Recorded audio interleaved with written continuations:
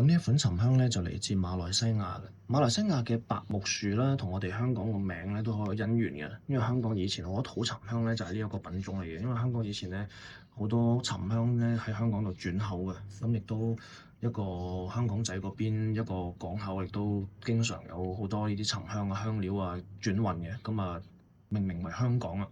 咁啊香港呢個名同沉香都好有因緣嘅。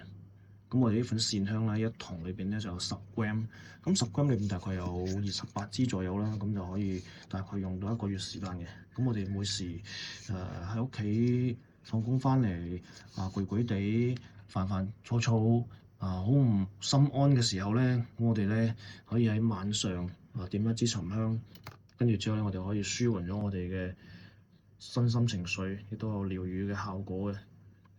咁好多時咧，我哋要測試啲香咧有冇加添加劑咧，可以從個香灰睇到嘅。咁個香灰裏邊如果有加碳粉助燃劑咧，佢燃燒完之後裏邊都係比較通紅啊。你而家可以見到我哋呢啲沉香咧冇加任何添加劑嘅，咁可以從嗰個香灰嚟到去測試咧。咁如果香灰辣手咧，咁佢就會加助燃劑噶啦。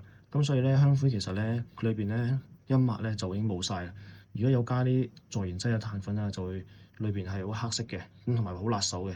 大家有經驗咧，曾經去嗰啲廟啊、拜拜啊，啲香咧，啲香灰滴咗落手咧，就會好辣嘅，直情會燒傷，手會起水泡嘅。相信大家都有呢個經驗啊。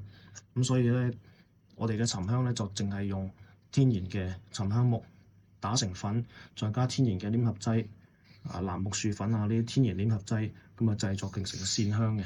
咁就天然，咁亦都係南洋沉香係通過咗 SGS 認證啦，咁所以咧對身體係無害嘅。我哋用線香喺屋企用係一個室內嘅環境，當然係要去關注個呼吸系統啦。咁如果我哋經常用一啲化學香嘅時候，亦都係對身體係有害，同埋都會長期都會致癌嘅。咁所以我哋咧揀線香咧，我哋就要揀一啲比較天然同埋冇加添加劑嘅線香。